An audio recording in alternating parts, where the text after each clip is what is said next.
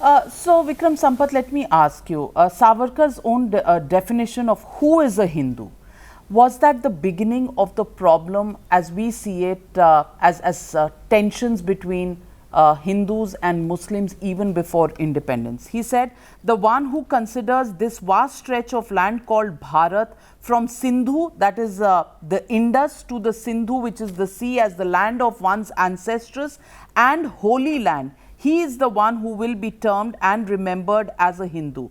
Do you think this excludes, because he calls it the Holy Land, what happens to the Muslims, the Christians, the Parsis, and the Jews who were still in India at that point in time? Does it have an exclusionist reference of Hindutva, definition of Hindu, and Hindustan as it was called earlier?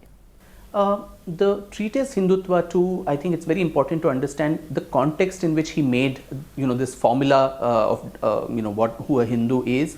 And it was in the backdrop of the Khilafat movement where, Gandhiji had for the first time, in my view, a very, very pernicious way to bring religion into politics, where, the Muslims of India were being mobilized on a communal issue of re-establishment of the caliphate in Turkey.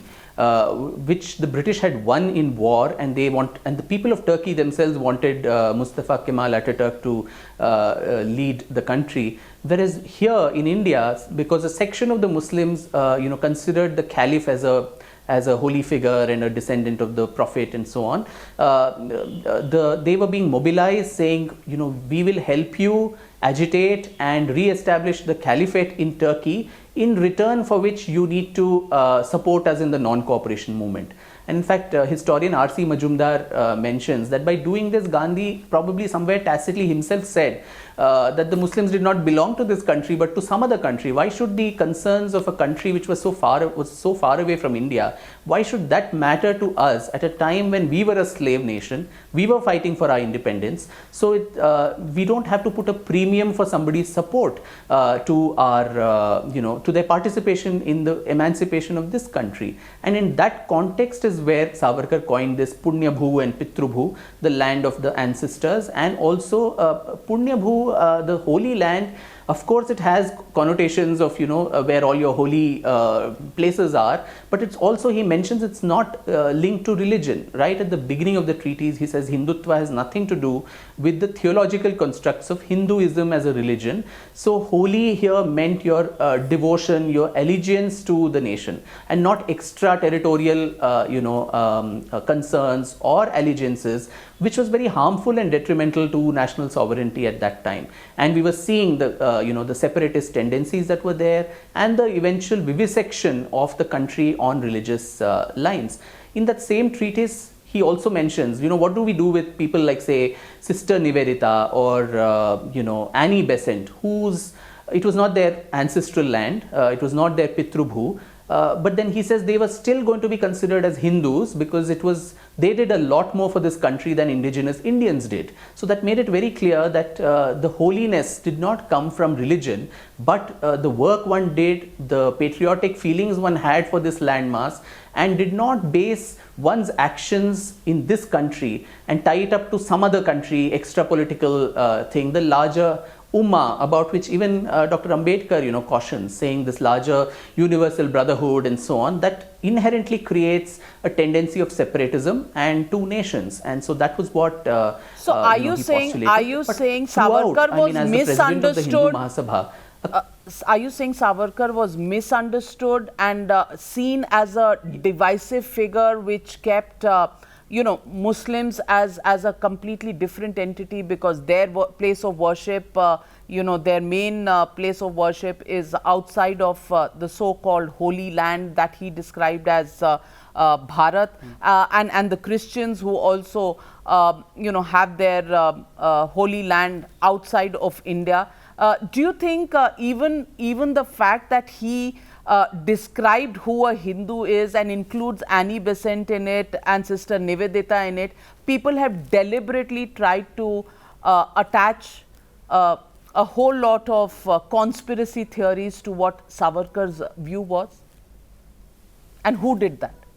I think the problem would have been solved if he had coined the term Bharatiya or Bharat, instead of Hindu. But then he has an explanation for that too, because saying what's in a name, as Shakespeare had said. He said in the case of our country, there is a lot to a name, because the word Sindhu Nadi, which the Arabs and others called as Hindu, and everything to the west, to the east of the Indus being called Al Hind and so on. So there is a lot to the name, the history associated with it, the romance of it and all of that. So that name for him was important. But then I think the proof of the pudding is in eating it. And so the documents, whether it was his speeches, presidential speeches as the president of the Hindu Mahasabha, or even a document, Navika, that I unearthed, which probably very few people would know. There was a constitution of Free Hindustan State, which the Hindu Mahasabha came up in 1945, 5 years before the actual constitution of India was drafted, which has very, very similar views on secularism, on the role of minorities and so on. And Savarkar himself says there did not even be a ghost of suspicion in the minds of minorities that their legitimate rights, be it cultural, linguistic or religious rights, would be entrenched upon by this Hindu Rashtra, and everybody is equal in the eyes of the law. The majority community would not get any extra privileges on basis of numbers, and on the converse, the minorities also would not get any concessions on this basis. Everybody is free to practice and profess their religion, and in the Constitution of Free Hindustan, it explicitly mentions among 16 fundamental rights that it lists, one is freedom to practice, profess, preach their religion. There is no second class citizenship for any community. Everybody who has a domicile of 6 to 7 years in this country or have parents here is a citizen of India, and there is not going to be any state religion of Hindustan as a whole or to any of the provinces therein.